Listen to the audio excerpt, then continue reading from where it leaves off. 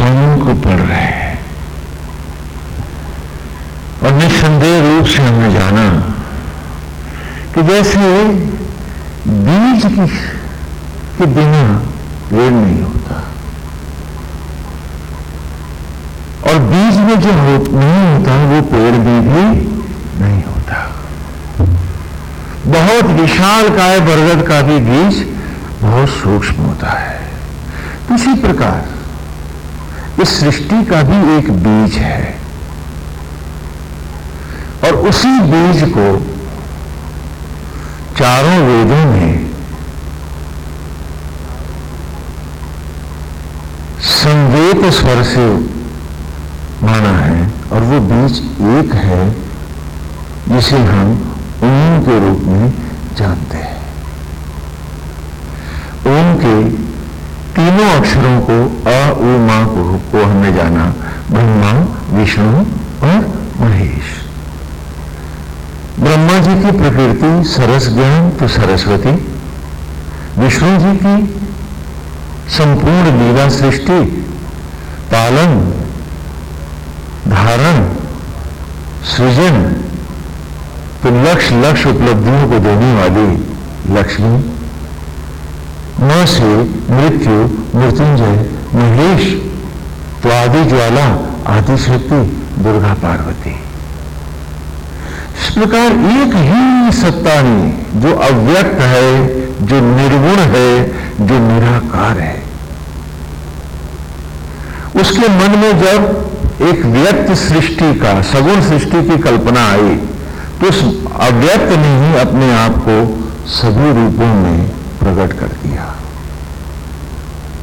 और फिर ये ओम ही जैसे एक सूर्य की असंख्य किरणें हैं, उसी प्रकार वो प्रभु लीला अवतार में परमात्मा से आत्मा बना, परम हटा तो क्या हो गया? आत्मा। और हम संपूर्ण सचराचर में वो सत्ता ही समाई हुई है और वही हम सबकी सृष्टि का बीज है। वेद की ऋचाओं में बड़े अद्भुत ढंग से हमारे संदेहों का, हमारे कुंठाओं का भी स्पष्टीकरण निरंतर हो रहा है और बड़े ही विस्मय से हम धर्म के रहस्यों को जान रहे हैं। ये हमने ये भी जाना कि धर्म और संप्रदाय दोनों अलग अलग होते हैं।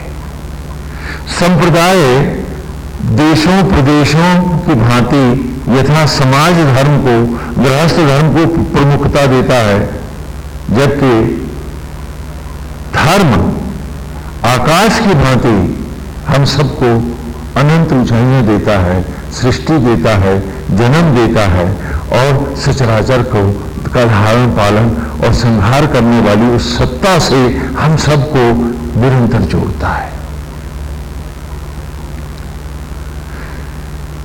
जैसे एक डिग्री पाने के लिए high school, inter, BA, MA हमें नाना विषय पढ़ने पड़ते हैं। उसी प्रकार धर्म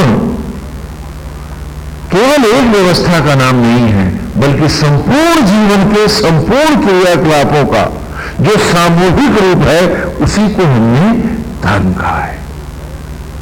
उसमें मातृ धर्म है, पितृ धर्म है, मित्र धर्म है, देश धर्म है, काल धर्म है, गृहस्थ धर्म है, समाज धर्म है, सचराचर धर्म है और इन सब से ऊपर स्वधर्म है। स्व माने आत्मा, आत्मधर्म है।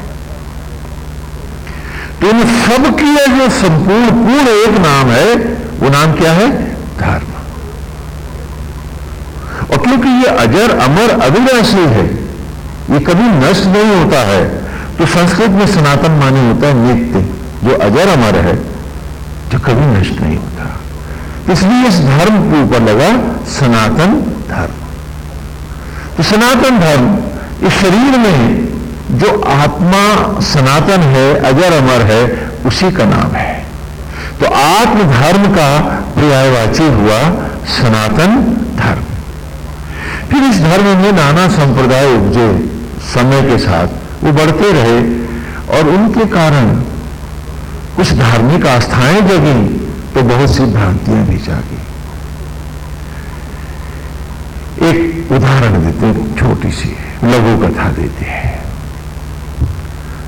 एक बहुत बड़े भक्त थे, सेठ थे, कार व्यापार में रहते थे, धंधा व्यवसाय भी करते थे, लेकिन वो रोज प्रातःकाल 100 माला फेरते थे गायत्री मंत्र की।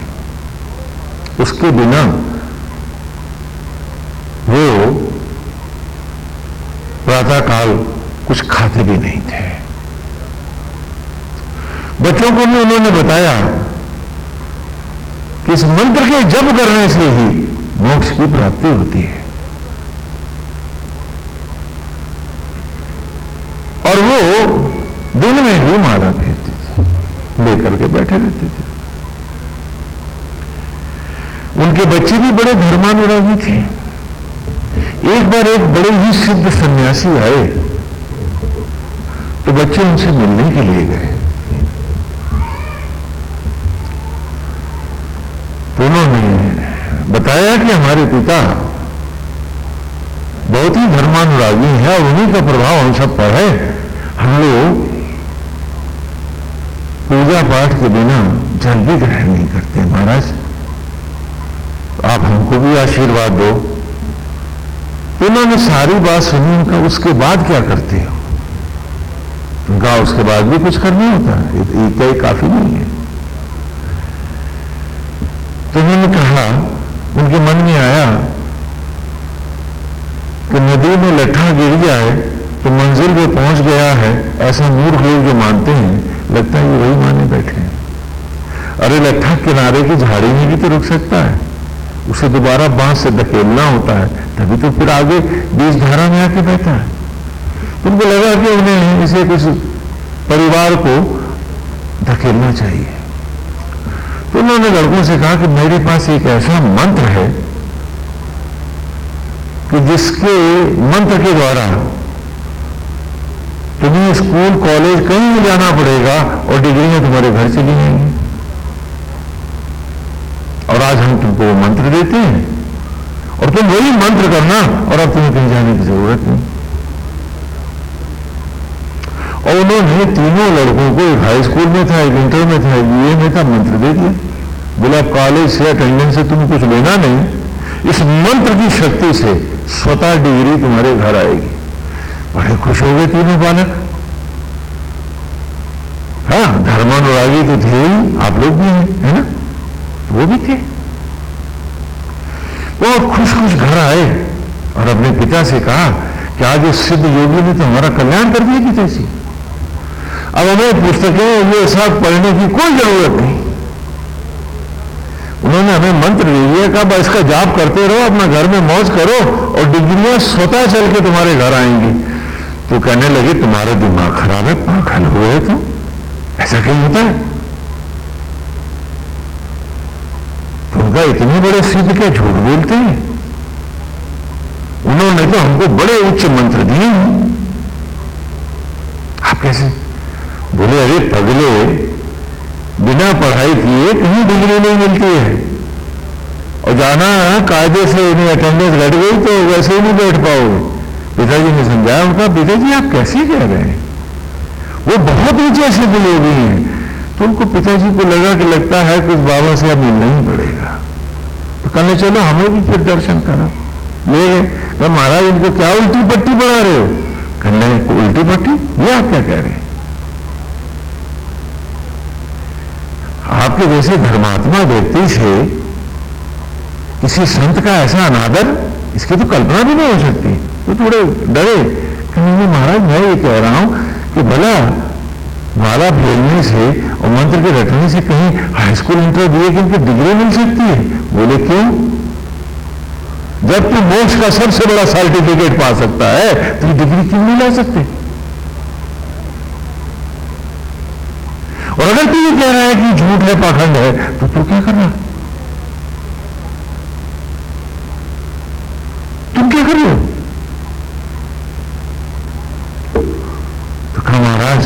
मैं क्या करूं, क्या माला फेरना छोड़ दूं? कहा पगले, ये नहीं कहा कि फेरना छोड़ दे, कहा है कि इस माला में जीवन को फेरना अब शुरू कर दे।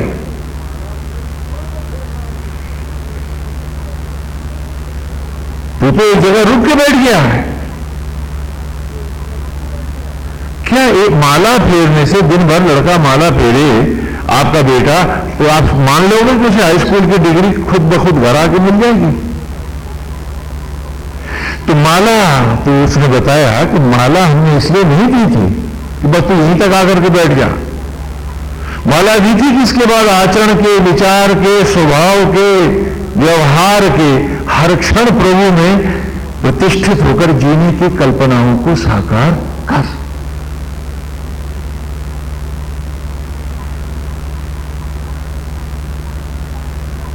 और तू है कि माला पर ही सारा सब सर्व धर्म स्वाहा, और आगे ईश्वर का मेरे गृहस्थ धर्म से, भौतिक धर्म से, मेरे आचरण व्यवहार से कोई मतलब ही नहीं, तो ये कौन सी जिंदगी जी रहा है तू?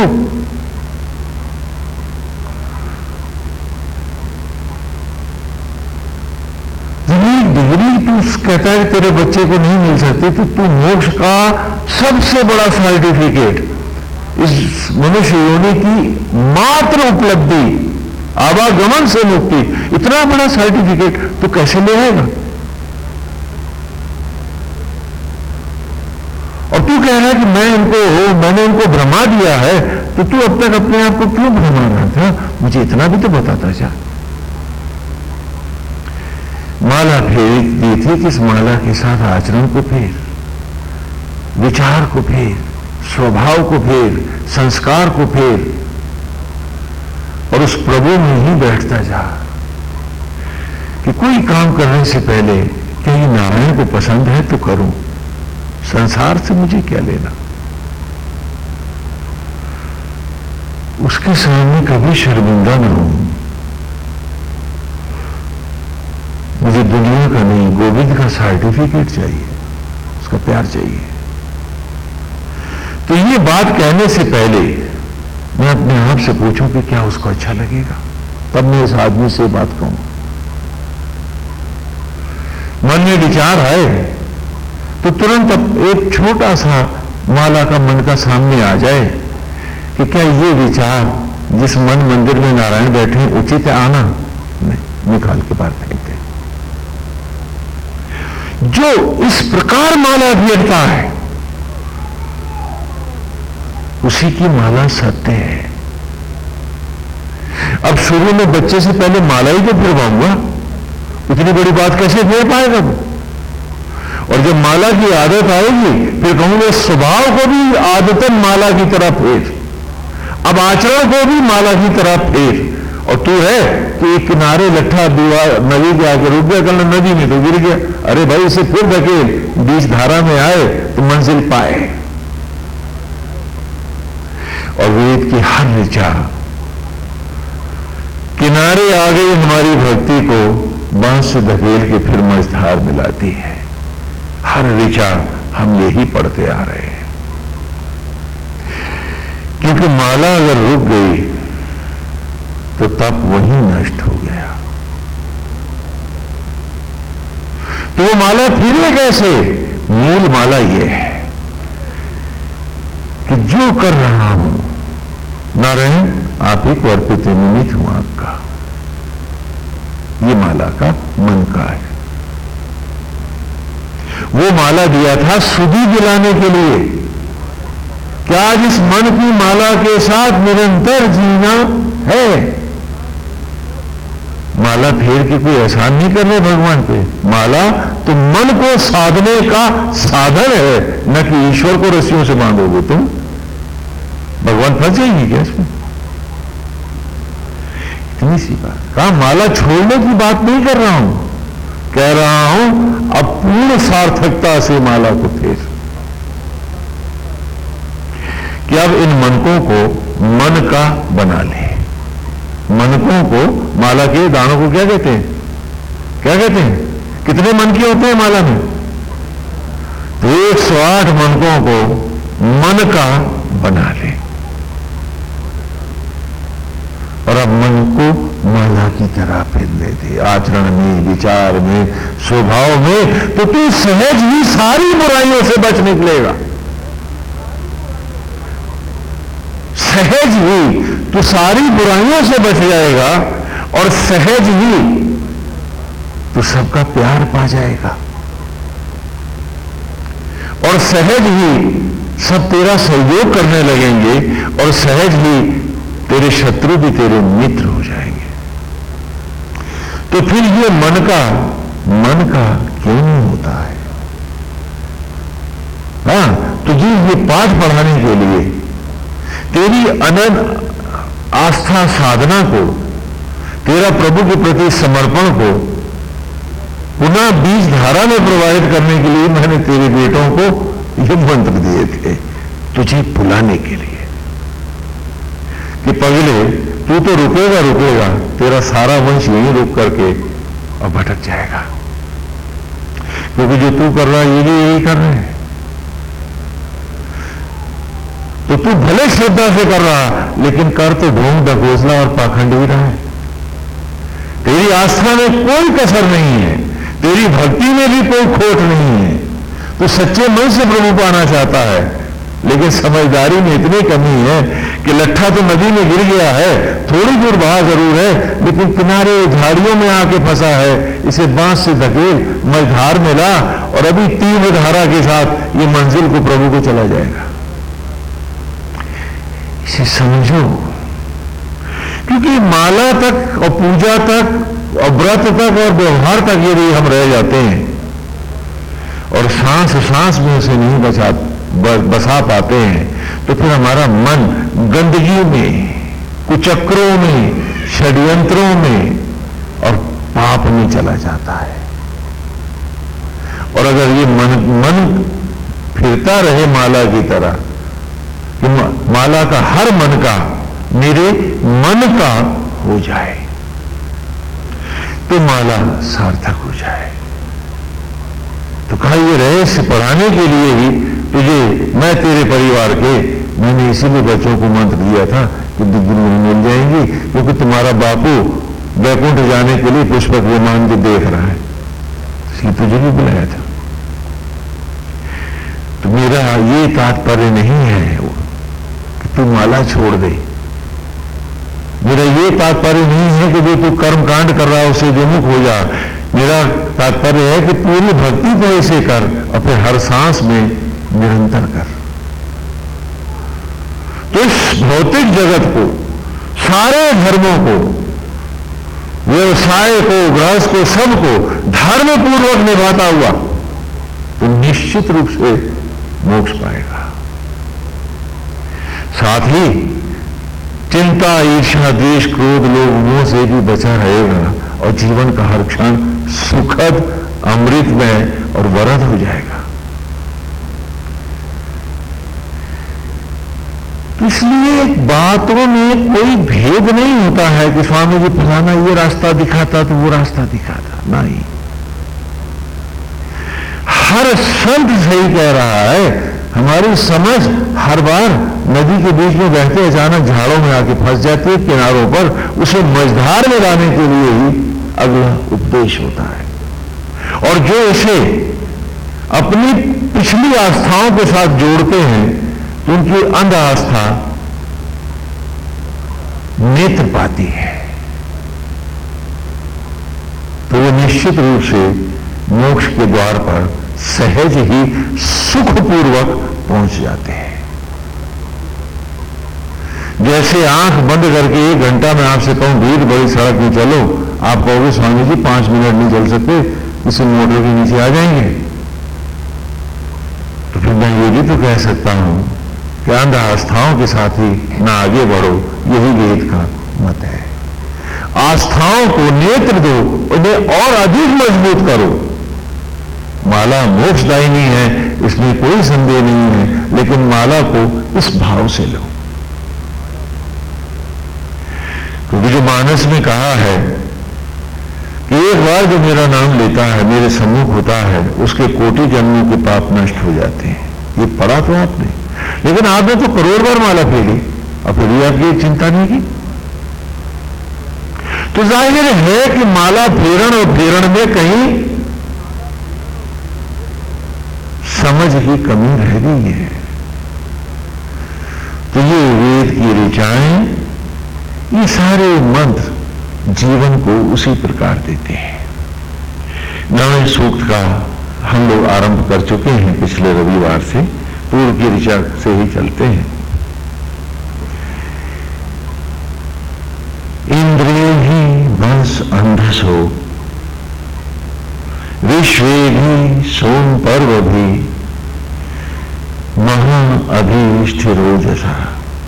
इंद्रिय ही मस अंधसो, मेरे आत्मा ही ईश्वर ही मेरे परमेश्वर। अपने को ही, अपनी बेखुदी में अपनी आत्मा से खुद बात कर रहा हूं मैं, इसी का नाम ऋचा है वेद की। मस अंधसो, ये अंधी मछली का खेल ही तो है। विश्व भी, संसार जगत को भी जीता हूं तो खेल अंधी मछली का होता है। सोचता हूं इसकी सेवा कर रहा हूं, उसकी सेवा कर रहा हूं, सत्य क्या है? अपने को एक क्षण नहीं दे पाता तो सेवा किसकी कर रहा हूं? सेवा में केवल निमित्त हूं, कर तो वो सर्वशक्तिमान आत्मा ही रहा है। वो न होता भीतर तो मैं सेवा करता किसकी? लेकिन आसक्तियों और अज्ञान के कारण मैं इसका हूं, ये मेरा है, वो पराया है, इसी में फंस के रह जाता हूं। संसार तो मेरा, भौतिक जगत, जीवन तो मेरा संतरस्त होता ही होता है, साथ में जीवन के उद्देश्य को और ईश्वर को भी गंवाता हूं। क्यों? क्योंकि मेरा ये मानना कि ये मेरा परिवार, ये मेरे बच्चे हैं, सत्य नहीं है। सत्य तो ये सब नारायण के हैं, क्योंकि आत्मा के अतिरिक्त आज भी कोई जीवन का एक क्षण नहीं बना पाया है, अन्न से एक उंगली नहीं बना पाया है। तो हम गाता तो हूं मैं सीए राम में सब जग जाने, लेकिन यह है कि सीए राम मेरे घर धाम से अलग हटे, यहां मेरा तेरा रहेगा, आसक्त जगत से अलग हटे, मैं एक क्षुद्र जीवन जीऊंगा और उसे अपनी सार्थकता मानूंगा, उसमें अपनी महारत हासिल करूंगा, उसे अपनी समझदारी समझूंगा।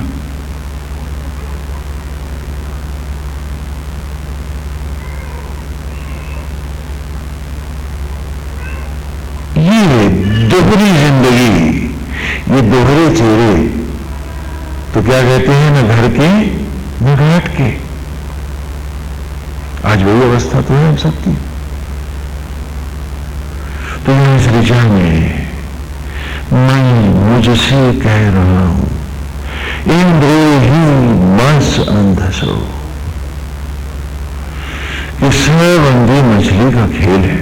अंधी मछली के खेल की चर्चा हम पहले कर चुके हैं। महाभारत में भी अर्जुन ने द्रौपदी को पाने के लिए उस मछली की आंख को अंधा किया था। क्या? ये खंभ पर हम लकड़ी का खंभ गाड़ते हैं, उस पर एक चरखी बांधते हैं और उसमें काफी लंबी प्ले छोड़ते हैं जिससे वो अटपट चले।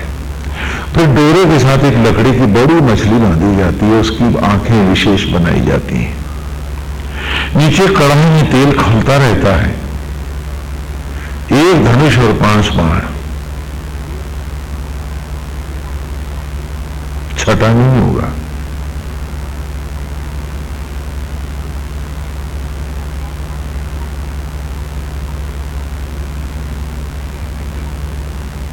खेल की मर्यादा यह है कि मछली की तरफ खिलाड़ी नहीं देखेगा, तेल खोलते तेल में जो बराबर हिल रहा है, नाचती हुई मछली की परछाई को देखेगा और तब उसकी आंख में नीचे देखते हुए निशाना साध के उल्टी तरफ बाण मार करके उसकी आंख भी देगा। तो यहां इस ऋचा में कह रहा है, इंद्रिय ही बस अंधसो, कि जीवन जीवन जगत जो कुछ भी है अंधी मछली का खेल ही तो है। सोचता था आसक्त जगत को भोगता हूं, सत्य क्या था? अपनी ही अंतरात्मा को भोगता था। क्योंकि विषयों में भी, वासनाओं में भी, हर प्रकार के इंद्रियों के सुखों में भी वो आत्मा को ही तो भोग रहा था। क्योंकि इंद्रियां तो केवल अभिव्यक्ति का माध्यम है, आनंद तो आत्मा का विषय है। कि मोर में आनंद की हिलोर आई तो मोर नाचने लगा, टिटिहाने लगा। तो यह नाचना और टिटिहाना उसका आनंद नहीं, वो आनंद जो उसके अंतर में प्रकट हुआ है, जिससे वो रोमांचित है, उसे अभिव्यक्त कर रहा है। सो इट एक्सप्रेसेस, ऐसे वो दिखा रहा है। बछड़े में, मृग छोड़ने में आनंद की हिलोर आई, वो उछलने लगे, कुलांचे भरने लगे। तो यह नाचना और कुलांचे भरना उस आनंद की जो उसके भीतर आया है उसको अभिव्यक्त करना है। So it expresses. और हम हैं कि इंद्रियों को ही आनंद बनाए बैठे हैं।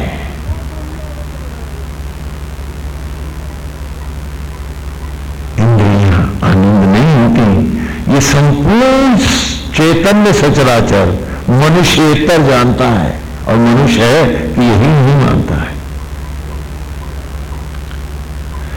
तो यहां कहा कि विश्व भी सोम पर बने, कि ज्योतियों की राह में हूं तो भी ये खेल जैसे भौतिक जगत में है कि मैं कहता हूं ये मेरा घर है, ये परिवार है। सत्य क्या है? आत्मा ही मेरा घर परिवार है, वही मेरा साथी है सदा सहम, जो पिछले सूक्त में हम पढ़ के आए।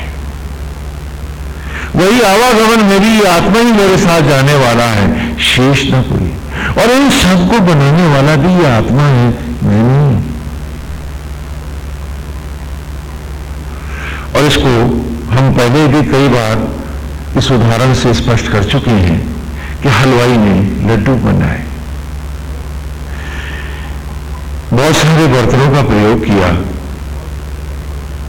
और खाद्य सामग्री को, चीनी को, बेसन को, घी, घृत आदि का सबको इकट्ठा करके और उसमें लड्डू बने।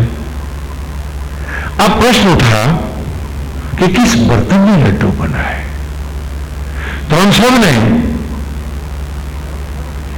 एक मत से स्वीकारा कि लड्डू बर्तन नहीं बनाते, हलवाई ने बनाए हैं।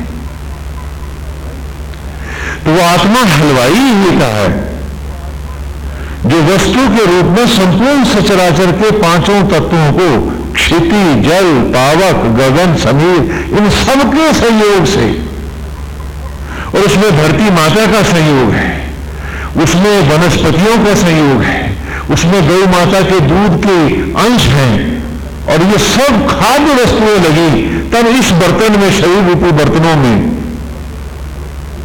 आत्मा ने ही, आज ब्रह्म अग्नियों ने मां बन के, आत्मा ने पिता होकर, प्राणवायु उपाचार्य होकर, संकल्प बन करके, और उसने शिशु बनाया अनादि से। तो लड्डू पतीले के, कढ़ाई के अथवा हलवाई के। तो जब मैंने कहा कि ये मेरा है, वो पराया है, मैंने गाली धर्म को दी है। मैं अपराधी हूं ईश्वर के सामने, क्योंकि ये सत्याचरण नहीं हुआ है।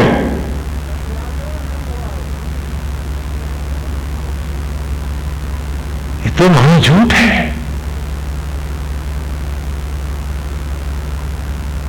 यही कह रहा है इस ऋचा में कि बनाने वाला तो वो पिता है, लड्डुओं पर पतीली और कढ़ाई की मोहर नहीं लगती, जात और गोत्र नहीं लगा करती। जो बना रहा है, एको ब्रह्म द्वितीय नास्ति, यदि सत्य रूप मोहर है तो संपूर्ण सचराचर पर एक ही मोहर है कि एको ब्रह्म द्वितीय नास्ति। सामाजिक सुव्यवस्थाओं के लिए, निमित्त धर्म को धारण करने के लिए, निमित्त व्यवस्थाओं को यदि समाज में बनाया भी था तो उसको यथा धारण करना था, लेकिन सत्य को तो नहीं खो देना था, भूल जाना था। कैसे? जैसे मंच पर रामलीला का अभिनय करते बालक, लड़का ही है, एक दशरथ बना है, लड़का ही है, एक कौशल्या बना है, लड़का ही है, एक राम बना है, लड़का ही है, एक जानकी बना है। तो वो सारे लड़के मंच पर क्या भूल जाते हैं कि वो कौन है? बोलो, भूल जाते हैं क्या? वो जानते हैं कि मेरा नाम फलाना है, वो जो मेरे साथ कौशल्या बना वो मेरा बड़ा भैया है। देखने में छोटा लगता था तो डायरेक्टर साहब ने उसी को कौशल्या बना दिए बड़े भैया को। लेकिन अब मंच की मर्यादा क्या है? हाँ, तो बड़े भैया कह के बुलाएगा तो जनता फिर क्या सेवा करेगी? है कि ये रामलीला कर रहे हैं, मजाक कर रहे हैं, अपमान कर रहे हैं। तो मंच की मर्यादा है कि बड़े भैया को छोटा भैया जो दशरथ बनाए कहे, हे मेरी प्राण प्यारी, और वो हाथ जोड़ के बड़े भैया जी जो कौशल्या बने वो कहे, आ गया तेरे प्राणनाथ, नहीं जी। लेकिन क्या मंच से उतरकर छोटा भैया बड़े भैया को कहेगा? कह सकता है?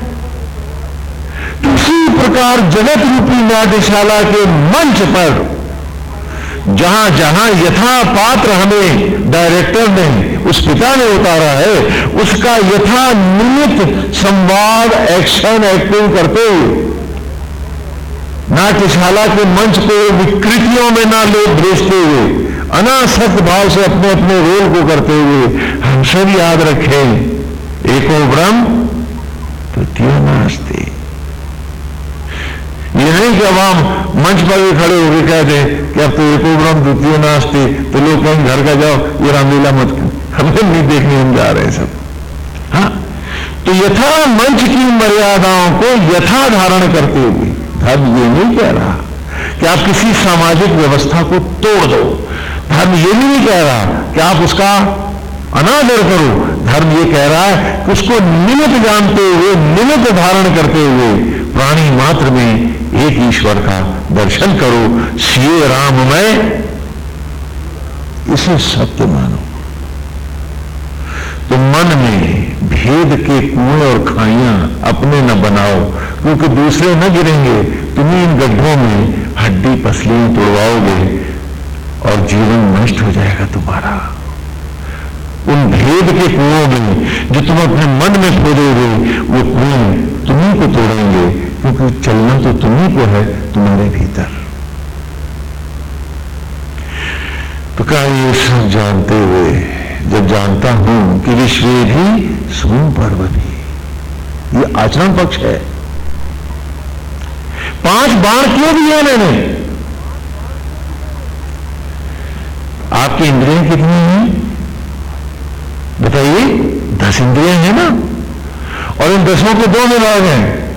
5 ज्ञानेंद्रियां हैं तो 5 कर्मेंद्रियां हैं।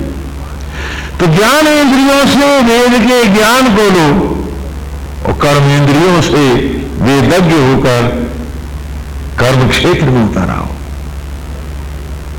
कि ये राह न छूटे। ये माला है, ये माला है। ये नहीं कि स्वामी जी हमने जान लिया, जानने से मात्र से उद्धार नहीं होता। ज्ञान इंद्रियों का धर्म है कि उस ज्ञान को संशय रहित होकर के हम तक पहुंचाएं। तो हमारे कर्म क्षेत्र की कर्मेंद्रियों का परम धर्म है कि अटल भाव से उस ज्ञान को कर्म क्षेत्र में, आचरण में, विचार और व्यवहार में उतारें। उससे हट के आचरण, उसके हट के विचार, उससे हट करके हम कोई नई समझदारी न लाएं, नहीं तो हमारा जानना भी अभिशप्त हो जाएगा और हम सारे जीवन का सुख तो गंवाएंगे ही, आवागमन में चले जाएंगे। तो कहा इंद्रिय ही मत संजसो विश्व भी, और कहा सोम पर्व भी। सोम माने ज्योति, तो धर्म की राह में, पूजा की राह में भी सारा खेल क्या है? मस अंधस का है। परछाइयां तेल में हैं, बाण विपरीत जाएगा। यहां भी वही है, 5 ही बाण है, छठा नहीं मिलेगा। इन 5 से ही हमें वहां पहुंचना है। तो सोम पर्व में भी कि माला जो फेर रहा हूं मैं बाहर, इसके मन के भले हैं 108, लेकिन यूं ही फेरने हैं मन के जो हैं 100 वर्ष के। हाँ, सारे क्षण, जितनी आयु उतने मन की, प्रति क्षण के। तो यहां भी खेल अंधी मछली का है कि माला बाहर फैल रही है, ये तब तक सारहीन है, निरर्थक है, जब तक इधर की भी न फिरे, क्योंकि ये परछाई है। बाण यहां आना है, यहां आना है। नींदना तो मुझे मेरे मन को है। जो इस सत्य को नहीं जानते हैं वे तप नहीं जानते हैं, वो ईश्वर को नहीं पहचानते। तो कहा विश्व भी सोम पर्व भी, कि प्रभु की राह में भी जो आए बाहर हवन हवन हवन कर लिया, कहने स्वामी जी धर्म करे हैं, न वो स्वामी जानता है न वो तुम जानते हो। क्योंकि यहां भी खेल मत संदेश का है। बाहर का यज्ञ, भीतर की सुधि है। और वो आरंभ से ही वेद के हमने पढ़ा कि आत्मा ही अधिष्ठित देव है, प्राणवायु उपाचार्य है, ब्रह्म ज्वाला ही आदि ज्वाला शक्ति है, पार्वती है, लक्ष्मी है, जिनके गर्भ से निरंतर मुझे ज्योतिर्मय क्षणों की प्राप्ति होती है और हम जीवित होते हैं। हमें मट्टी से, भस्मी से ये ही पुनः पुनः इस नर रूप को धारण कराते हैं। तो बाहर वो यज्ञ कुंड है, भीतर आत्म ज्वाला कुंड है। यहां पर भी क्या है? मस अंधसो। और हम थे कि तेल में धर धर बाण मार रहे थे, क्या राम जी मिल जाएंगे। अरे भाई, मछली ऊपर को है, तेल में बाण मारोगे मछली की आंख में दिखती। और तुम परछाइयों पे ही बाण मारते रहे तमाम जीवन, कह रहा वेद आज हमसे। और हम सोच रहे थे कि हम तो बहुत अच्छा कर रहे हैं। बेशक हम अच्छा कर रहे थे, लेकिन उतना अच्छा नहीं कर रहे थे जितने अच्छे के लिए उसने करने के लिए उसने हमको भेजा था। नदी में भी आए थे तो ध्यान नहीं था कि हमारा मन का लट्ठा किनारे की नदी की झाड़ियों में फंसा बैठा है तो जल में, लेकिन आगे नहीं बढ़ रहा, वहीं रुका हुआ है, भटक रहा है। और अभी उसे बहुत दूर तक बहना था और उम्र का, समय का, जीवन का जो बहाव है वो घटता जा रहा है। फिर धारा कब आएगी और ये कब बहेगा, किस जन्म बहेगा, कौन जाने। कितनी इंतजार ये झाड़ियों में करेगा। जाने कब फिर अध्यात्म की लहर आएगी, जाने कब फिर राम की सुधि आएगी, जाने कौन जन्म होगा, जाने कौन सा युग होगा। जो अब चूका, जाने कितना कितना कितना वो चूकता चला गया। और हम हैं कि दम लिए बैठे हैं, इसका बदला है, उसका ये है, उसका वो है। और हर क्षण जो मन का फिरने का था, उस मन का नहीं फिर रहा, आसक्तियां फिर रही, क्रोध फिर रहा, बदले फिर रहे, लोभ फिर रहे। क्या हो रहा है? हम क्या कर रहे हैं? हम पूछते नहीं हैं अपने आप से। कितनी विचित्र बात है, कैसी विलक्षण है कि हर ओर से नारायण भगवान लीला अवतार धारण करके भी हमें सचेत कर रहे हैं। वेद की हर ऋचा उस आत्मा रूपी बीज पर खड़ा वृक्ष है और हर ऋचा अपने में पूर्ण वृक्ष है। और हम हैं कि एक पत्ती भर भी नहीं बन पा रहे, जान पा रहे, जानते भी हैं तो ज्ञानेंद्रियों तक सीमित रहता है। कर्मेंद्रियों में न आने के कारण वो दोहराया नहीं जाता, और जो बालक पाठ नहीं दोहराता वो पाठ्यक्रम भूल ही जाता है। हम फिर भूल जाते हैं। क्योंकि ज्ञानेंद्रियों को धारण करने के बाद कर्मेंद्रियों को चाहिए था कि जो पैराग्राफ मैंने अभी किताब में से याद किया है उसे 100 बार हाथ से कर्मेंद्रिय से लिख डालूं तो वो मुझे पूरी तरह से कंठस्थ हो जाएगा, मेरी स्मृति में आ जाएगा। अब इम्तिहान में मैं पूरा सही लिख पाऊंगा। पर हमने तो खाली उसे जानना चाहा है, उसका अभ्यास नहीं करना चाहा है, उसे विचार और व्यवहार में नहीं उतार, व्यवहार उल्टे किए, उसको हटाने की किए, उसे मिटाने के किए हमने। कैसी विचित्र बात है। तो कहा सोम पर्व में यहां तो ज्ञानेंद्रिय बाहर ही टिक गई थी, यही सब कुछ है। ये भी भूल गए थे कि ये तेल है, ये कड़ा है, मछली मेरे भीतर समय की उम्र की दौड़ रही है, आवागमन की। सुख दुख यश अपयश जन्म मृत्यु जय पराजय पुनः पुनः मरण, फिर माता का गर्भ, पुनः जन्म, कभी इस योनि तो कभी उस योनि। मछली यहां नाच रही थी, मुझे वहां उसकी परछाई देखनी थी उस हवन और यज्ञ में, कि जहां आत्मा आचार्य है, प्राण वायु उपाचार्य है, जो तन ही सामग्री है, जो खाता हूं वही सामग्री में लेता हूं, और जीव रूप में ही वहां यजमान हूं। तो जो वहां यजमान था परछाई में, उसे ही यहां यजमान बनना था सत्य में, वो नहीं बना। कहा जो इस सत्य को नहीं जानते हैं वो ईश्वर कदापि नहीं पाते हैं। वो केवल अपने आप को ढालस देते हैं कि उन्हें ईश्वर मिल गया, मैं नहीं मिलता हूं। वे प्रभु का सानिध्य और सानिध्य भी खो बैठते हैं और असत्य के झंझालों में फंस जाते हैं। तो कहा जो इसको जानते हैं वे ही महाअधीष्ठी ओजसा, यही उस महान अभीष्ट को, जीवन के उस मूल उद्देश्य को, जो ओज को, सत्य को, अमृत को पाने का है, वे ही उस सत्य को पाते हैं।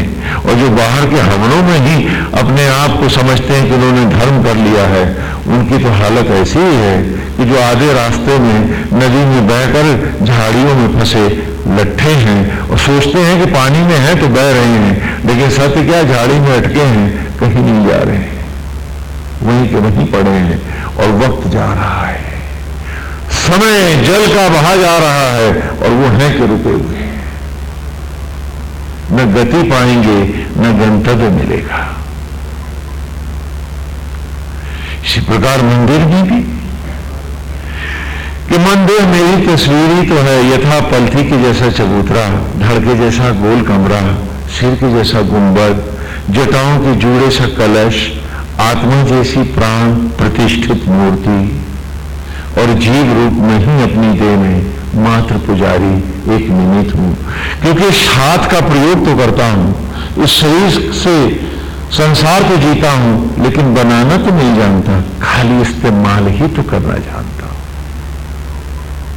यदि निमित्त यहां नहीं हूं तो क्या हूं? और जब इस शरीर में मैं निमित्त हूं तो मैं बाहर कहां से अपने आप को परमेश्वर बना बैठा।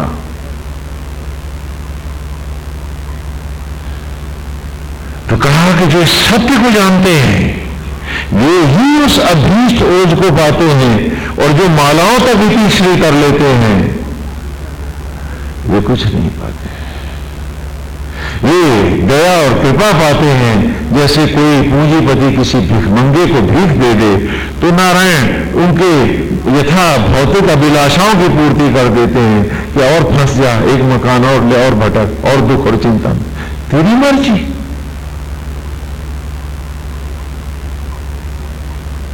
कुछ और मट्टी बटोर ले, कुछ और गहने बन जाएंगे तेरे, लेकिन खो जाएगा राम तेरा।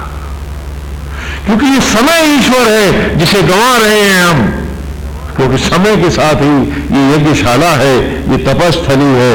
भले मंदिर में सर झुका रहा हूं, लेकिन वो तो तेल का कड़ा है, झुक तो अपने भीतर रहा हूं, मछली तो यहां है।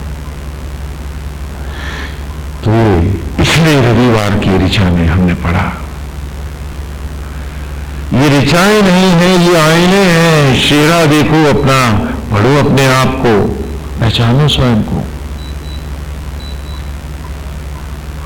और आज की ऋचा हमारे सामने है। खोलिए ऋचा जिन्होंने ब्लैक बोर्ड से नोट की। हाँ, शब्दार्थ भी आपके पास यथा है और हर शब्द का अर्थ आपको सभी धर्म कोशों में, संस्कृत के कौस्तुभ में, डिक्शनरियों में हर जगह मिलेगा ये अर्थ जो आपने नोट किया। ऐसा नहीं है कि वेद ने कोई विलक्षण बात करी है। वेद सूत्रात्मक भाषा है। व्याकरण को इसमें निषिद्ध हमने इसलिए किया क्योंकि ये सूत्र हैं। सूत्र समझते हैं, फॉर्मूले हैं हर स्तर के जीवन में जीने के लिए, हर समय की प्रेरणा है, ऑटो सजेशंस है, स्व प्रेरणाएं।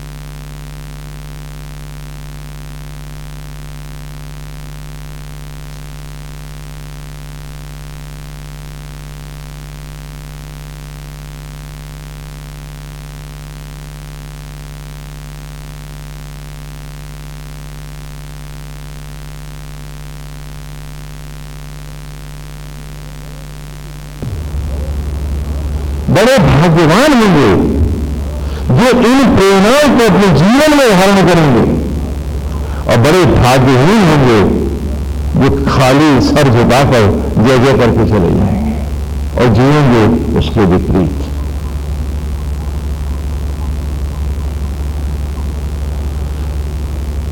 और ये भी बाहर निकल कर फिर भटक रहा है मन मेरा। एक बार नहीं 100 बार याद दिला देना अपने आप को, ये जन्म तो क्या है, 1000 जन्म भी अभी तेरे नहीं, भटकता ही रहेगा।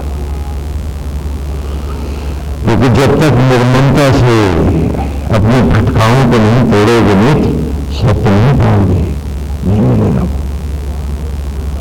जानने से उद्धार नहीं होगा। तो कोई देख नहीं रहा मेरे मन के भीतर झुक रहा कि मैं सारे प्रपंच दे लूं, नहीं चलेंगे। क्योंकि देखने वाला भीतर बैठा है, मछली भीतर है, बाहर तो परछाइयां है। तो परछाइयों को धोखा देने से कुछ नहीं होगा। सत्य तो भीतर बैठा है, उसे धोखा कैसे दोगे? कृष्ण के आगे गोपियां नहीं।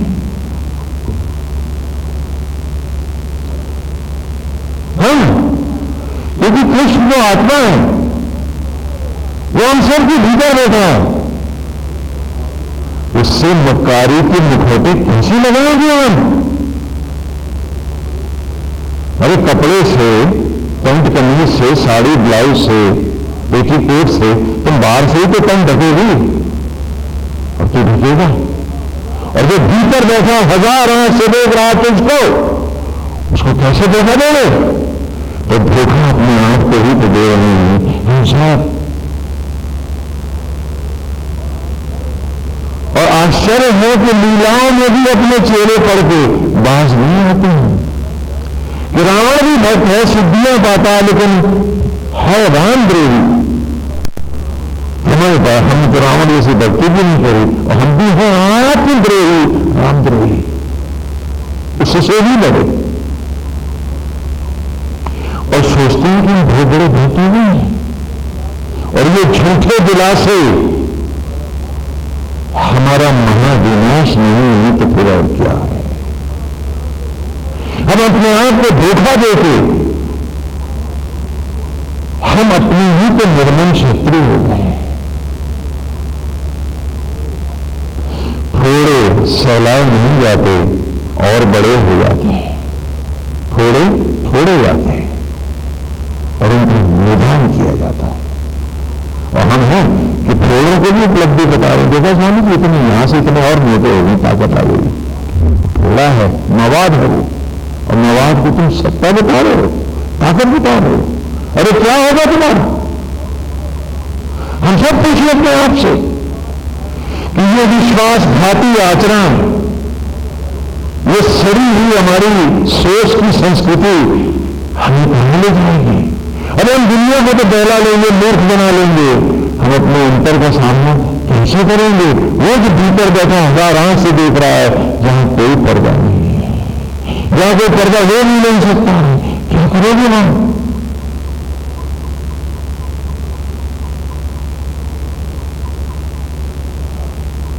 शिव कहा कि राम के सामने झूठ ना हो,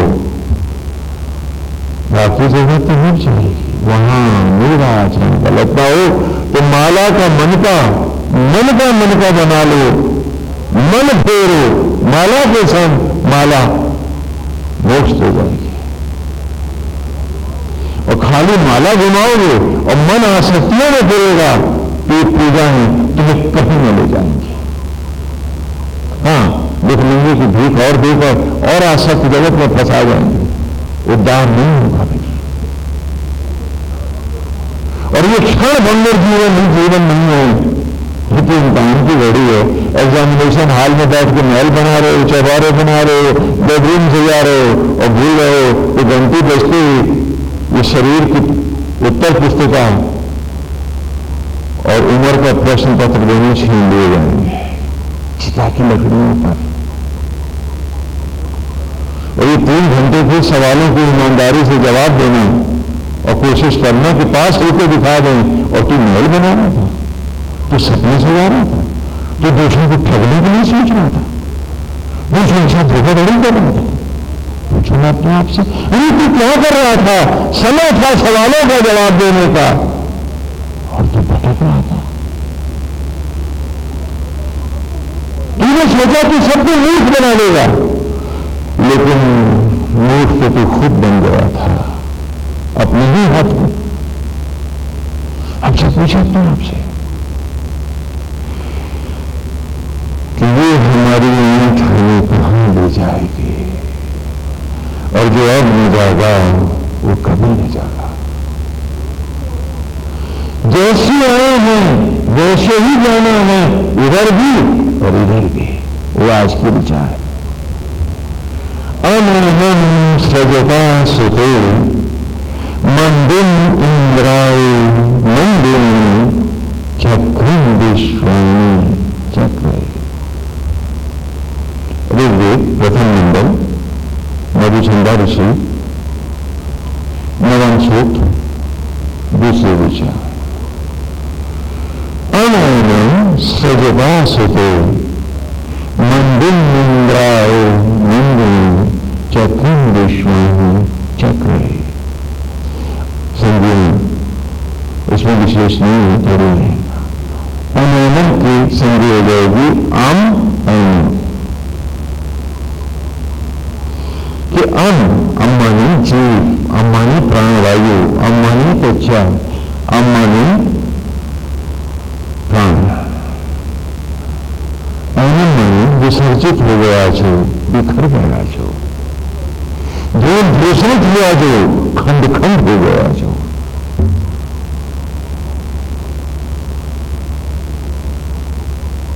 जवान के जीवन के क्षण आसक्त भौतिकताओं में भटकते हमारे ही अभिशप्त जीवन, जब वक्त की फड़ पर जिंदगी के जुए हार गए। तो वो जीव जो बिखर गए भस्मी के कणों में छितरा गए धरा पर, ये शरीर हमारे। हे ब्रह्म ज्वाला, हे अग्नि, हे सचराचर को सृजन करने वाली, हे सृजता, हे मन, हे आदि ज्वाला, हे आदि शक्ति, सुतो तुमने फिर इनको निचोड़ा, उठाया, पुत्र के रूप में प्रकट किया। अनैनम सृजता सुतो, तुमने फिर इन पर दया करती हो, फिर कृपा करती हो। ऐसी दया, ऐसी कृपा सचराचर में फिर कौन करेगा ना, जो दया आप करती है। मैं अपनी ही ब्रह्मग्नियों को, ज्वालाओं को अर्थात देवकी को पुकारता हूं। है ना, देव माने ईश्वर, देवकी ब्रह्मज्वाला, वसुदेव अग्नि का देवता अर्थात आत्मा, देवकी अर्थात ब्रह्मज्वाला, ये भगवान वासुदेव के माता पिता है। आपको लीला में कहा था कि कैसे जिए हम, कैसे रहे हम, कैसे फिरे मन के तो वेद की इन विचारों को बढ़ाने के लिए नारायण की लीला कथा है। लेकिन हम कथा को भी क्यों मानते हैं? हम जीना नहीं चाहते हैं, छूते ही डर लगता है। भजन गा लेना चाहते हैं, कथा का मनोरंजन कर लेना चाहते हैं, लेकिन उस कथा में अपनी पात्रता को खोजना नहीं चाहते हैं, अपने किरदार को, हर क्षण के नाना किरदारों को पहचानना नहीं चाहते हैं। और यथा लीला हम पात्र बनकर यथा पात्रों में हम पूरी ईमानदारी से जीना क्यों नहीं चाहते हैं? हम पूछें अपने आप से, क्योंकि वेद की ऋचाओं के स्पष्टीकरण ही तो लीला ग्रंथ है। तो कहा कि अनैनम सजता, अनैनम कहोगे कि भटक जाते हैं जब हम सब, तो तू ही तो है ना जो सृजन के द्वारा फिर लौटा के लाती है हमको। सृजता सुखे, सृजन करती है हमारा, हमें पुनः एक पुत्र के रूप में ज्वाला को ही तो प्रकट करती है हर वर्ग में, हर दिन में। यदि तो यज्ञ न करे तो हम लौटेंगे कैसे, हम जिएंगे कैसे, हमें अनुभूति नहीं मिलेगा। ये भी तेरी ज्वालाओं के बल से ही प्रकट होता है। और बनाती है, क्षण क्षण जोड़ती है, कण कण जोड़ती है, और उन जुड़े हुए कणों में दिन दिन ज्योतियों को भरती है। हे इंद्राय, हे महाज्वाला, हे महाअग्नि, हे महान ब्रह्म, तू सुन। ब्रह्म के, परम ब्रह्म के, आत्मा के, परमेश्वर के निर्देश पर तुम दोनों माता और पिता बनते हो। क्षण मेरे कण कण जुड़ते हैं और तुम्हारी ही ज्योतियों से जगमग होते हैं, धड़कते हैं, जीवन उठते हैं, दुर्गंध से सुगंध हो जाते हैं, पतन से पानी कहलाते हैं। और ये सृजन तुम मेरा ही नहीं कर रही हो, चक्रम विश्वानी चक्र, कि आवागमन के चक्रों में विश्वानी, इस संपूर्ण क्षण भंगुर संसार को तुम चक्रों की भांति ऐसे ही मचाती रहती हो जैसे श्री कृष्ण का अथवा महाविष्णु का सुदर्शन चक्र है। इतनी अद्भुत लीला है। और हम इस लीला के मर्म को जानकर यथा लीला नहीं जिएंगे कि जीवन के अभीष्ट हम पाएंगे कैसे। ऋचा एक बार हमें सृष्टि को, सचराचर के सूक्ष्म का दर्शन कराती है, तो वही ऋचा द्वारा हमारे आचरण पक्ष को, ज्ञानेंद्रियों के साथ कर्मेंद्रिय पक्ष को भी बलवान बनाती है, यथा जीने का सहारा देती है। और यही भगवान वासुदेव की लीला आरंभ होती है। इसी चक्र को नाना संतों ने अपने ढंग से कराया है। संत कबीर ने और संत मलिकदास ने, दोनों ने अपने अपने ढंग से इसे प्रस्तुत किया। ये दोनों मित्र हैं। वैशाली में अर्थात बनारस में, जैसा बनारस कहते हैं, विशाल नेत्र की नगरी है जो, दोनों में रहते हैं। संत कबीर जुलाही है और मलूकदास पूजा पाठ में पंडित है। दोनों घनिष्ठ मित्र हैं, दोनों एक दूसरे से मिले नहीं और सूरज ढल जाए ऐसा तो हो ही नहीं सकता। अगर न मिल पाए तो कहो सूर्य को भी इंतजार करना पड़े आसमान में। ऐसी घनिष्ठ मित्रता है इनकी। और दोनों चुटकुले एक दूसरे को चुटकियां लेते हैं। भोर का समय है, ब्रह्म मुहूर्त है।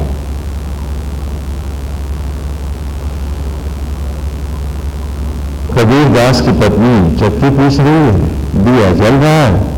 संत कबीर सूत सही कर रहे हैं और ब्रह्म मुहूर्त में थाली में भी एक दिया लिए मलूकदास जी गंगा नहा करके, है ना, और नारायण जाप करते हुए चले आ रहे हैं। संत कबीर की निगाह पड़ी तो उनकी वाणी फूटी कि चलती चक्की देख के दिया कबीरा रे, और दो पाटन के बीच में साबुत बचा न को। चक्की वहां चली रही है, और ये परोक्ष में कह रहे हैं कि क्या ये उन्होंने यह किया कि दिए जलाता घूम रहा है, दिया तो तेरा रो रहा है, कि क्या हुआ गहूं की चक्की में कोई साबुत नहीं बचता, ये लोग तुम्हें भी पिसना पड़ेगा। ये कबीर का एक प्यार है। उन्होंने एक छींटा दिया उनको। वो मलूकदास कैसे मानने वाले, वो भी खड़े होंगे उसकी तरफ नहीं करके, संत कबीर की तरफ नहीं करके संत जी की तरफ, और मुस्कुरा के कहते हैं कि दो पाटन के बीच में सब जन पीछे जाए, जे नर जा केली लगे, जिनके भय कछ न आए, जिनके भय कछ न आए।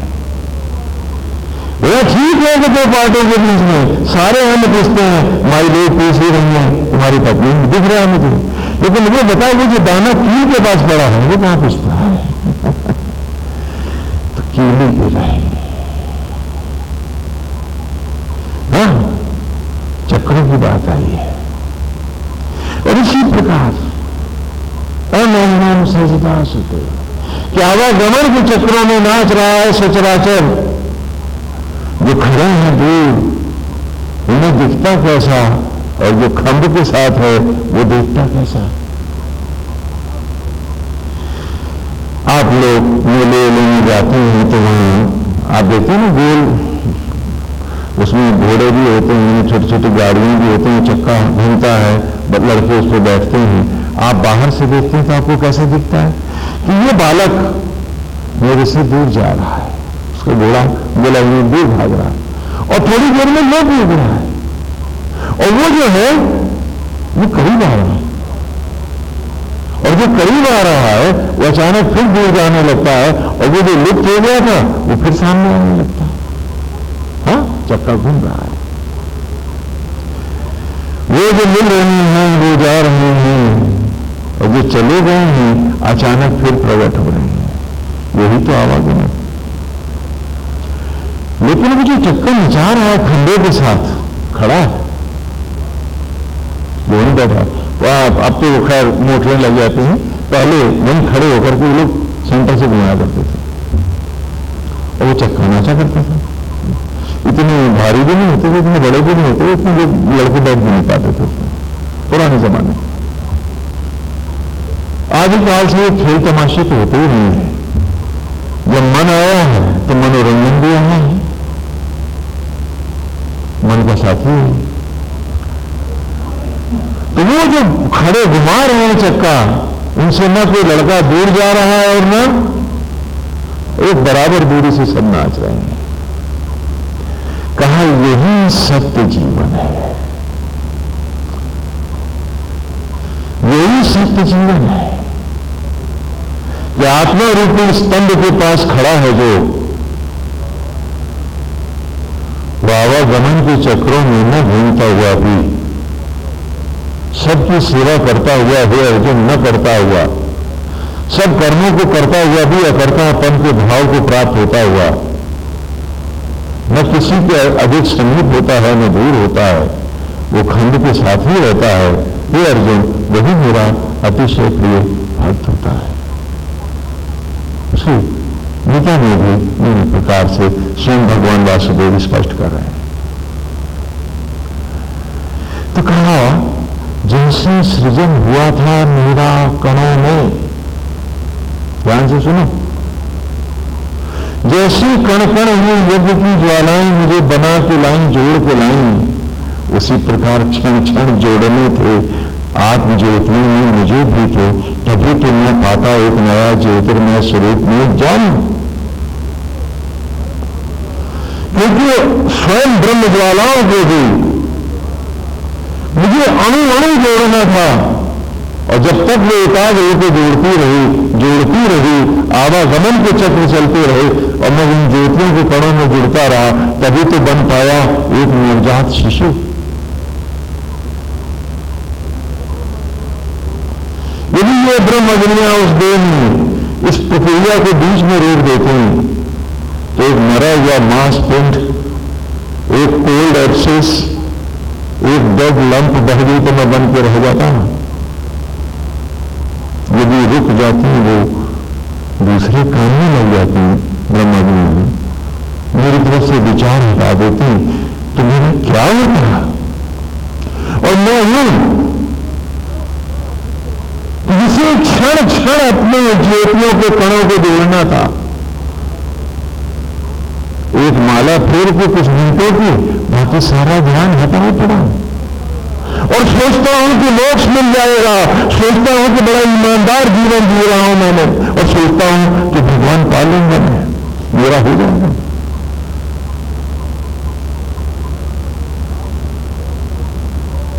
आसक्तियां मुझे घंटों मेरे मन को बांधे रहती हैं, दुर्गंध में, घृणा में, देश में, लोभ में, आसक्ति में, इच्छा और चाहत में,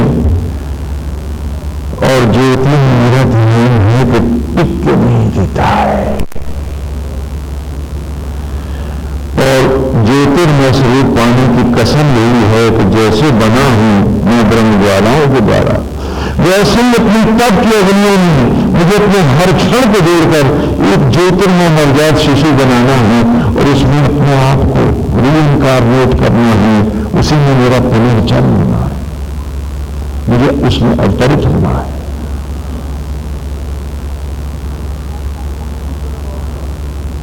यदि नहीं कर पाऊंगा तो आधे अधूरे देह में एक दुर्गंध, एक नवाज भई बन के नहीं जाऊंगा, मेरा तप तो नष्ट हो ही जाएगा। आपको एक जीव का उदाहरण देते हैं, वो भारत में नहीं होता है, लेकिन जब जम्बूद्वीप था तब वो जीव होता था। बाद में जब जम्बूद्वीप की प्रलय विखंडन हुआ, उसके अलग अलग पार्ट हुए, एक पार्ट टूट करके एशिया महाद्वीप से टकराया, ये भारतीय उपमहाद्वीप जम्बूद्वीप का खंड था जो यहां मनु की नाव की तरह तैरता आके टकराया। हाँ, इसके उदाहरण और इसके प्रमाण में संपूर्ण वेदवाणी में मिलते हैं, और अब तो विश्व का वैज्ञानिक भी मानते हैं। उसी प्रकार उसके बाकी टुकड़े जो टूटे वो ऑस्ट्रेलिया भी, और इसके बहुत से स्प्लिंटर्स तैरते हुए बड़े बड़े भूखंड अलग अलग महाद्वीपों के साथ जाकर के जुड़े, और इस प्रकार इस भूगोल की संरचना एक बार फिर धरती की बदली, उसी का नाम प्रलय है। तो वो जीव भारत के साथ इस भूखंड में नहीं आया, लेकिन ऑस्ट्रेलिया में मिलता है, जिसे आप कंगारू के नाम से जानते हैं। कंगारू चित्र भी देखे हैं हम, कंगारू होता है ना, उसके पेट में एक थैली होती है, और थैली में उसका बच्चा देखो ना, मुंह बाहर बैठा होता है। तो कंगारू के बच्चे का जन्म कुछ ऐसा ही है जो ये ऋचा कर रही है आपसे कि आपका होना है। उदाहरण है वहां, कि जब कंगारू का बच्चा पैदा होता है तो बड़ा भद्दा होता है, पतली उंगली जितना होता है,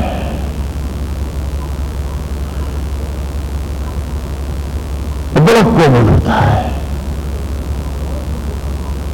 हमें गौर से देखना पड़ता है, कीड़े जैसा होता है। उसको मादा भी नहीं छूती है,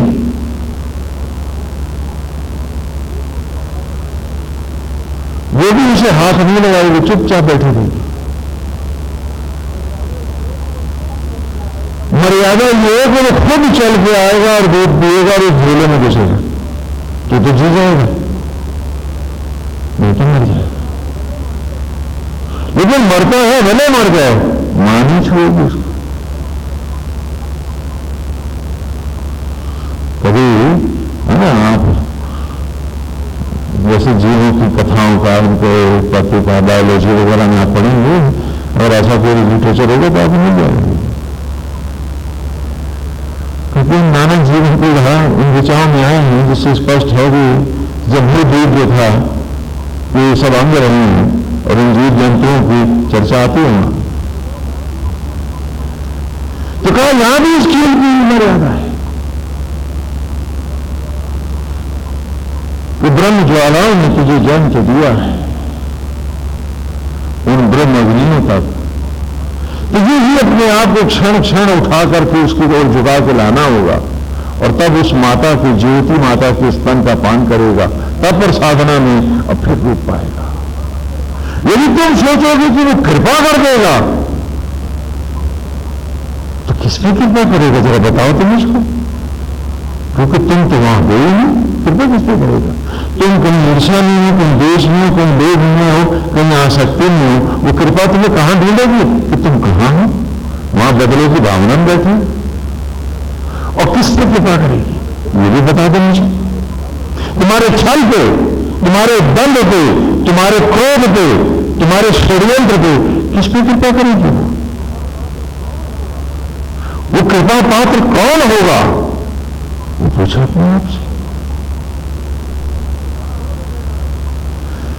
तो कहा आने नाम, अब ऋचा फिर बढ़ गई, यही ऋचा है, सूत्र बदल गए इसके। अनैनम सृजता सुते, जिस प्रकार मां जगदंबा ने, इस भवानी ने सृजन किया है तेरा, उत्पन्न किया है तुझको, वैसे ही अपने आप को निचोड़ बना और उन ज्योतियों से तप और साधना के द्वारा, 8 ज्वालाओं की ज्योतियों से क्षण क्षण अपने रूप को बनाता चल। मनुष्य योनि से देव योनि में हर सांस हर क्षण निरंतर ढलता चल, और क्षण भंगुर से विश्वानी, विश्वानी शब्द ने अभी माने विगत और शवा माने मृत्यु, या क्षण भंगुर। तो क्षण भंगुर जगत की क्षण भंगुर अवस्था से विगत स्वा हो जा, है ना, एक तो विहित है और एक विगत है। तो क्षण भंगुर जगत से नित्य अवस्था को पाना है तो मन दिन इंद्राय मंदिनी, हर क्षण को मंदमणि ज्योति बना, और उन ज्योतियों के कणों को उसी प्रकार तुझे सृजन करना होगा, तभी तो तू स्वयं भी होगा। और जब तक तू स्वयं भी नहीं होगा, उस स्वयं भी सत्ता का अधिकारी भी तो नहीं होगा। क्योंकि आदमी के बेटे चूहे तो नहीं होते, बेटे होते कभी सुनो? आदमी के बेटे कौन होंगे बोलो? शेर का शेर होगा, आदमी का आदमी होगा। तो उस अजर अमर अविनाशी स्वयं भू परमेश्वर का पुत्र को भी तो स्वयं भू नहीं होगा। ये विचार कह रही है कि ये जो तुम कल्पनाएं सजाए हो, उन्होंने सर झुका दूंगा तो कह देंगे तथास्तु हो गया, तो किसको कहेंगे? क्योंकि आया तो तू अपने को पाने को था और भटक रहा तू संसार में, तो तथास्तु किसको कहेंगे? वो एक साहब मेरे पास आए, कहने स्वामी जी शरीर में रहते हुए भी क्या हम समाधि लगाकर लोक लोकांतों का ब्राह्मण कर सकते हैं? हमने कहा बड़ी ऊंची बात कर दी। अरे ये बता, पहले शरीर में रहता है तो समाधि पर लगाएगा। जहां परमेश्वर ने तुझे रखा तो वहां तो है ही नहीं। वो दुकान की चिंता है, फलाने की चिंता है, फलाने का ये है, फलाने का बदला है। अरे उसको अब की बार भी उल्टी नहीं है ना, वो याद करेगा। अरे तो तू है कहां, इसमें है क्या? पहले ये बता कि इसमें है, तुम जब आगे समाधि की बात करो और लोग रूपांतरण की बात अभी भूल जा, वो तो बाद में आएगी चर्चा। कि जहां जिस दिशा में जाना था मुझको, मैं ठीक उसके उल्टा खड़ा हुआ और चाहता हूं मैं कि मैं रहता था लखनऊ में, अपना निकल गया मलियाबाद से आगे बढ़ गया, मैं चाहता हूं मेरा घर यहीं उठ के आ गया। Is it possible? और मैं तो थक गया, अब जा नहीं सकता। तो घर क्या वहां पहुंचेंगे तुम्हारा? तो दया और कृपा कहां जाएगी, किस घाट ढूंढेगी तुमको? हमसे पूछे अपने आप से। तो जिसका मन प्रभु में एकाग्र नहीं, अरे आप आए कुएं पे, वहां माता ने घड़े से पानी भर रही थी, आपको बड़ी प्यास लगी, कल पानी पिलाना, तो उन्होंने हाथ में किए और आप वहां देख रहे, वहां नराड़े देख रहे और पानी कहां डाल रही, कौन पी रहा? तो कृपा जमीन में ही तो जा रही है। क्या तू सत्य के प्रति ईमानदार है? क्या तू एकाग्र है?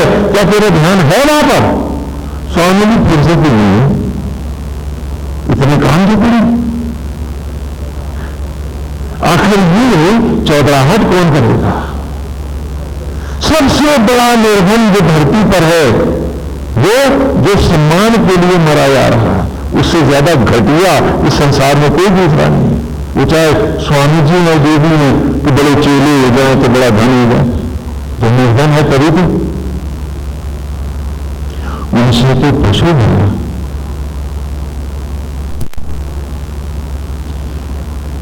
हम इस थोथे सम्मान को नहीं, उन क्षणों का सम्मान करने की बात थी जो परमेश्वर ब्रह्म ज्वालाएं कृपा करके हमें दे रही है। उस तरफ हमारा ध्यान नहीं है। और आश्चर्य है कि यदि आत्मा स्थिर जिए तो हर सांस सुखी रहे, और जब मन सुखी है तो तन बाबा निरोग, तो रोग व्याधियों से भी बचे रहे। और जब आत्मा सोकर जी रहे हैं, प्राणी मात्र में प्रभु का भाव है, तो जो हम सबको प्यार कर रहे हैं, तो हर ओर से डाकू भी हमें प्यार करेगा, हत्यारे का भी प्यार मिलेगा। और जितनी हम इनसे इच्छा न करके नारायण से करेंगे, उतना ही सम्मान मेरा प्रभु के घर में बढ़ेगा, क्योंकि मन उधर एकाग्र रहेगा। तो वो जो फल दे सकता है वो निमित्त क्या देगा? हाँ, जो स्वयं भी देगा। तो भला ही भला है, लेकिन फिर भी हमें कोई नहीं चला है। सब लट्ठे झाड़ी में फंसे। भक्ति है ना होती तो क्यों आते सत्संग में? वो है, बहे हैं, हाँ बहे हैं, लेकिन एक क्षण को जाके और लट्ठा किनारे में झाड़ी में फंस गया है। अब लट्ठे को लग रहा है पानी में हूं, जब पानी चल रहा है तो मैं भी चल रहा हूं, उसे याद नहीं है कि झाड़ी में फंसा पड़ा हूं। झाड़ियां से बाहर निकलो, अपने आप को धकेलो नारायण रूपी वेद की गंगा की इस महामझधार में। ये सत्य है कि धाराएं स्वयं तुम्हें गंतव्य तक ले जाएंगी, पर धारा में आओ तो हम आने ही नहीं चाहते। हम तो हर गलत बात करना चाहते हैं, हम तो हर गलत आचरण करना चाहते हैं, और अपने छोटे सम्मान के लिए जितना पाप बटोर सकते हैं हम बटोरना चाहते हैं। कितनी विचित्र बात है। इस राह में सुख ही सुख है, और जिस पे हम चल रहे हैं उसमें अशांति और दुख ही दुख है, चिंता है, तनाव है, सब कुछ है, लेकिन हम हैं वहां से हटना नहीं चाहते। कितनी विचित्र बात है। इसी के लिए गुरुकुल में जब इन विचारों को पढ़ाता हूं मैं, तो बालकों को लीलाओं के द्वारा पढ़ाता हूं। क्या हमें कृष्ण के जैसा बन के दिखाना है, हम सब नारायण के जैसे ही प्रकट होते हैं प्रभु, इसीलिए ऐसे ही प्रकट होकर के, हाँ, प्रकट होकर के वसुदेव और देवकी को दाम्पत्य से दिखलाते हैं कि आत्मा ही शरीर रूपी जेल में बैठा है, वही वसुदेव है, ब्रह्म आत्मा वसुदेव है, ब्रह्म अग्नि देवकी है, और हम सब शिशु यही बनते हैं। और जब प्रकट होते हैं तो माता पिता नंद और यशोदा बन के हमारे पालक माता पिता बनते हैं, क्योंकि हमारा सत्य माता पिता सदा बेहतर होता है। हाँ, और हम सत्य यहाँ है, उनकी सुंदर परछाई बाहर है। वो जब बाहर देखें तो वे पूज्य माता पिता हैं, हमें उनको अर्पित होकर जीना है, लेकिन ये नहीं भूलना है कि जिनका वो उस नाट्यशाला में अभिनय कर रहे हैं, वो माता पिता भी मेरी आत्मा के हैं, ब्रह्म ज्वाला है, मेरे बेटे है। जब विवाह करना है तो जो हम सचेत करते हैं कि बाहर नाटक का पूर्वाभ्यास कर रहे हैं, जगत रूपी नाट्यशाला में दाम्पत्य धर्म का अभ्यास कर रहे हैं, आना विवाह तो अंतर में होना है, मेरे अंतर आत्मा से, जीव रूपी आत्मा गोपाल, गोविंद से मिलना है मुझे। अगर पूर्वाभ्यास बाहर का सही ना होगा तो अंतर के मंच पर, सत्य के मंचन पर हमें डायरेक्टर प्रवेश भी तो नहीं देगा कि तुम्हें आता ही नहीं, कि तुम क्या करोगे मंच पे, बाहर जाओ, आवागमन में बोलेंगे, तुम्हारे मंच पे आने का भी वक्त नहीं आया है, तुम आत्म सम्मुख नहीं हो सकते। तो इस प्रकार दिव्य रूप में भी उन्होंने दिखाया है कि बाहर गुरु रूप में जो मैं मंत्र दे रहा हूं तुमको, वो ऐसे ही है जैसे नाट्यशाला के मंच पर कोई बालक नारायण के विग्रह का, भगवान के रूप का श्रृंगार कर यथा संवाद बोलता है, तो गुरु आत्मा है जो तुम सबके भीतर है। यदि कोई भी तुम्हें बाहर से मंत्र दे रहा है, संत ऋषि मनीषी जन, तो उसी आत्मा का यथा अभिनय करता हुआ तुम्हें ये धर्म दे रहा है, बाहर जब देखना तो उसका सम्मान करना, लेकिन ये न भूलना कि सत्य रूप गुरु जिसका उस समय अभिनय करके तुम्हें मंत्र दिया, वो तुम्हारे भीतर है, तुम्हारे साथ है, उसे कभी न भुलाना। कालांतर में जब संप्रदाय गुरुओं की आस्था देवी दीदी राठौराम कई दीदी रैये से हटी, तो फिर नारायण की जगह उन्होंने नया भगवान बना दिया। जानते उसका नाम क्या है? चंदा भगवान। वो आसमान वाला नहीं, ये वाला। चढ़ावा लाओ, फलाना लाओ, ठिकाना लाओ, रसीदें बुकें छपाओ, चंदी बटोर। ये सन्यासी का वेश नहीं, ये धर्म नहीं है। सेवा भी करेगा तो नारायण अर्पित होकर, नारायण किसी को प्रेरित करे, ईश्वर की प्रेरणा से कोई भी आए धर्म स्थान पर कुछ भी करे, वो भावनाओं का सम्मान करेगा, लेकिन इच्छा नहीं करेगा। और जब तक जो भी विधि राखे राम ताही विधि रहिए पर, यदि मैं इस नाट्यशाला में गुरु बन करके मंचन करके नहीं दिखाऊंगा, तो गृहस्थ कहां से इस मार्ग का अनुसरण करेगा? लेकिन जब जब हमारी आस्थाएं ईश्वर से हट जाती हैं, भौतिकताओं में उतर आती हैं, फिर हमें विश्वास ही नहीं है कि हम प्रभु को अर्पित होकर जी सकते हैं। लेकिन जो ईश्वर को अर्पित नहीं है, वो ईश्वर पाएगा क्या? और जिसकी आस्थाएं पूरी नहीं है, आधा अधूरा शरीर कहीं जिंदा रहता है, तो ज्योतिर्मय रूप में प्रकट भी क्या हो पाएगा? इसी निष्ठा को लेकर गुरुकुल में बच्चों को उनका सत्य स्वरूप पढ़ाने के लिए ही भगवान श्री राम के कृष्ण की लीलाएं हैं कि जब कन्हैया प्रकट हो जाते हैं तो मन कंस चाहता है कि ये मेरा बंधुआ मजदूर बन के जिए, ये तो मालिक बन जा रहा है। और आज हम सब गोपाल दास नहीं हैं, मन दास हैं। तो मन के फेरेंगे कैसे? है मालिक को कोई गुलाम फेरता है? इसलिए तो हम सुधर नहीं पाते हैं, हम श्री हरि के दास नहीं है, हम बंधी मिथ्याभिमानी इस मन के इंद्र के भ्रमजाल बन गए हैं, तभी तो हम भटक रहे हैं। और जबकि यहां कंस को मारना है कृष्ण ने,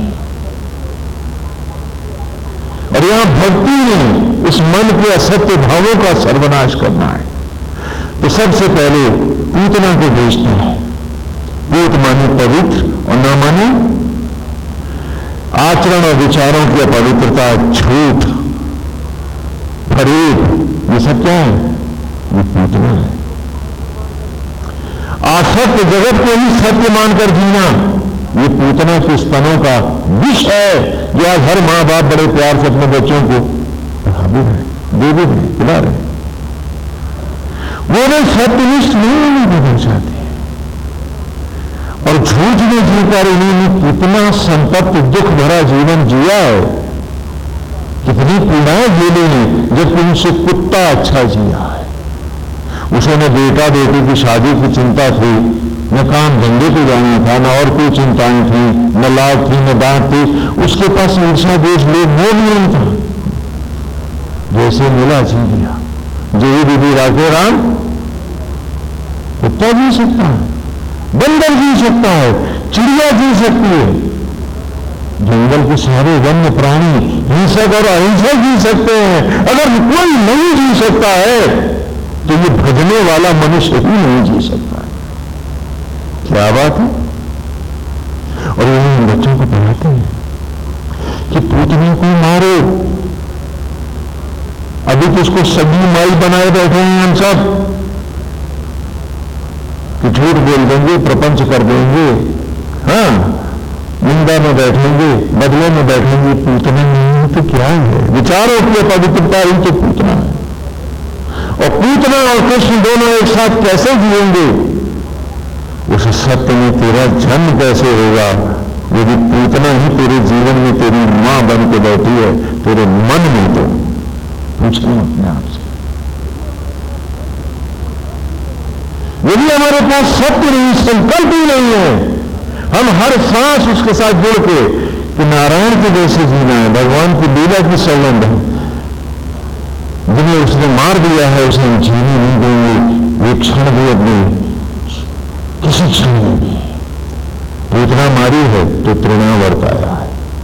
तृण माने तिनका, आवर्त माने आवेश, आवेश, अतृप्तियों, इच्छाओं, लोभ और मोह के आदेश कि हाय ये मिल जाए, और सारा दिन भगवान चल रहा है, अतृप्तियों से हम परेशान है, ये चीज हमें अभी तक मिली क्यों?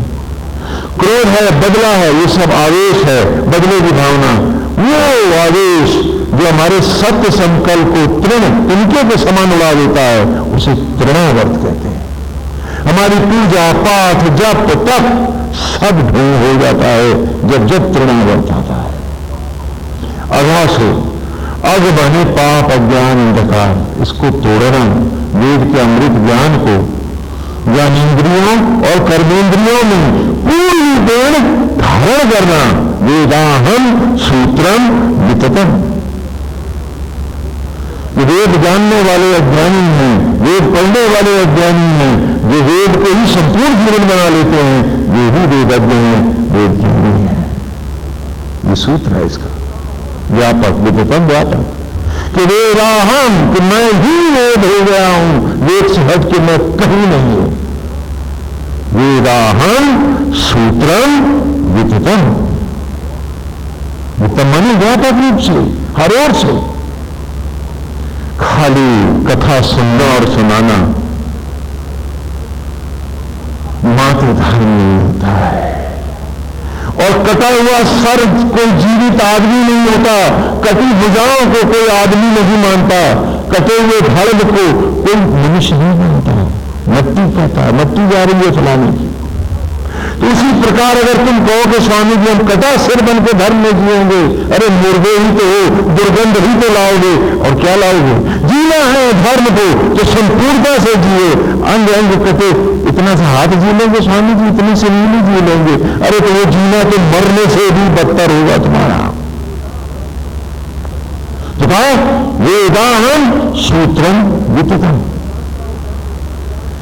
कि मैं ज्ञान को जानता हूं नहीं, मैं ज्ञान को पढ़ता हूं नहीं। वेदाहम, वेद अहम, वेद मैं हूं। सूत्रम, ये सूत्र हो गया विततम व्यापक। इसीलिए ये लीला कथाएं हैं कि प्रैक्टिकली कैसे जीना है।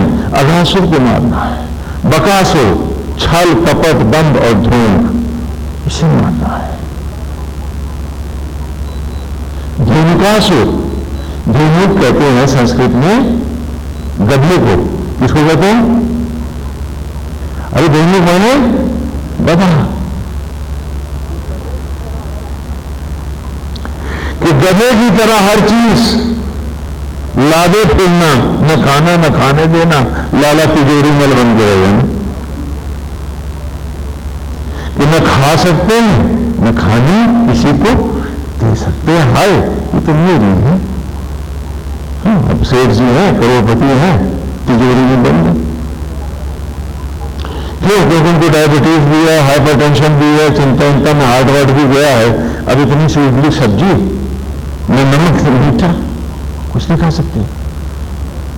2 सूखी रोटी खा लेंगे और 2 टीके सुबह शाम को तो लगेंगे, बीच में दर्जन भर रंग बिरंगी गोली। आप बताओ ऐसे करोड़पति बनने में क्या मजा? इससे तो कुत्ता बढ़िया है, जी भर भी खाता है, टीके नहीं लगाता। तो गधे की तरह भौतिकताओं को जो लादा उसने, तो आदमी खो गया, बस गधा दिख रहा, करोड़पति गधा है, सेठ जी है। ये धेनुकासुर है कृष्ण की लीला में। कि जो धन पशु है, जो भौतिकता पशु है, ये भले ब्रह्मा जी ने नहीं बनाया है, ये मनुष्य होकर एक नए विक्षिप्त घटिया किस्म के पशु ही तो है। इस मनोवृत्ति को मारना है, ये धेनुकासुर है। और फिर 10 फन वाले इस कालिया नाग को, इंद्रियों को, इनको नाचना है, नहीं तो जीवन कालीदम में होगा, तनाव और चिंता। और जो इनको अपने बस में कर लेगा वही तो नाचेगा भक्ति में। और जिनको ये बस लेंगे वो क्या भक्ति पाएंगे, वो क्या ईश्वर पाएंगे और क्या उन्हें लोक मिलेगा। तो आज की ऋचा में उसकी टोटल एप्लीकेशन में ही हम गुरुकुल में लीलाएं कराते थे। और वो बच्चे, मैं कैसे कहूं कि आप बड़ों से कुछ ज्यादा ही समझदार होते थे, क्योंकि वो कृष्ण कोया गाते नहीं थे, जीते थे, करके दिखाते थे। आप करते उल्टा है, गाते जरूर है। तो कहीं स्वामी जी अब तो हमारी भक्ति बहुत ऊंची हो गई है। मैंने कहा कहां तक पहुंची है? हमने कहा अगर कड़े बन गए होंगे तो हार तक पहुंचे होंगे, हाँ? और अगर बहू आ गई हो तो बहू तक चली गई होगी, हाँ? मकान बन गया है तो अगली मंजिल में खड़ी होगी। और क्या बताओ कहां तक पहुंची होगी? क्योंकि नारायण की तरफ तुमने एक कदम नहीं उठाया है, सिर्फ अपने आप को धोखा दिया है। जबकि ऋचा कह रही है कि सृष्टि का के विपरीत जाकर तो सृष्टि कैसे पाएगा? नहीं, तेरी संरचना यदि भी ज्वाला हर क्षण तुझे पका करके, ज्योतियों के कणों में ढाल करके, दुर्गंध से सुगंध के कणों में ला करके, निरंतर सृजन करके, ये प्रक्रिया रुकती नहीं है, रुकी तो नष्ट हो जाएगा।